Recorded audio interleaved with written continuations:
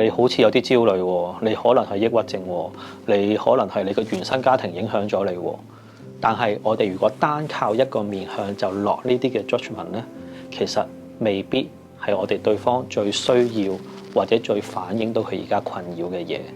咁我哋一開始我哋試下一齊幻想，我哋喺一個大草原上面，我哋一齊望向天空，見到一個氣球慢慢上升緊。其實我哋每一個人喺草地望個氣球，我哋都唔會望到一樣嘅嘢，因為佢旋轉緊。而且氣球喺我哋眼中都係不斷變化緊。呢一個畫面係一啲心理治療嘅過程都係經常會發生。我哋好容易就係捉住咗個氣球嘅一個面向，就去落咗我哋嘅判斷。呢個時候我哋好似就係一個專家自居，我淨係見到你嘅一面就知道你一定係抑鬱啦，你可能係焦慮啦，你係以前受過一啲創傷啦。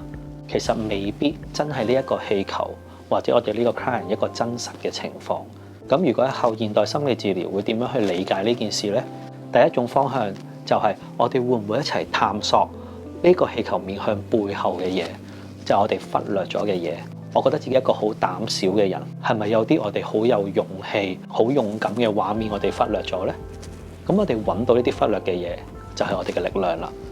另一種嘅做法，好啦，呢個面向我哋呈現到我哋好膽小，但係膽小背後嘅意義係啲乜嘢呢？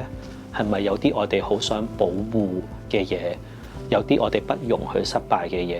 咁所以喺後現代心理治療入邊，我哋會嘗試喺一個非專家嘅角度，一個平等嘅角度去探索唔同嘅可能性，令到我哋嘅 client 可以喺佢哋嘅痛苦入邊解放出嚟，而得到一啲新嘅力量繼續行落去。如果大家都想希望了解多啲，咁歡迎我一齊報讀呢個課程，我哋一齊有進一步嘅交流。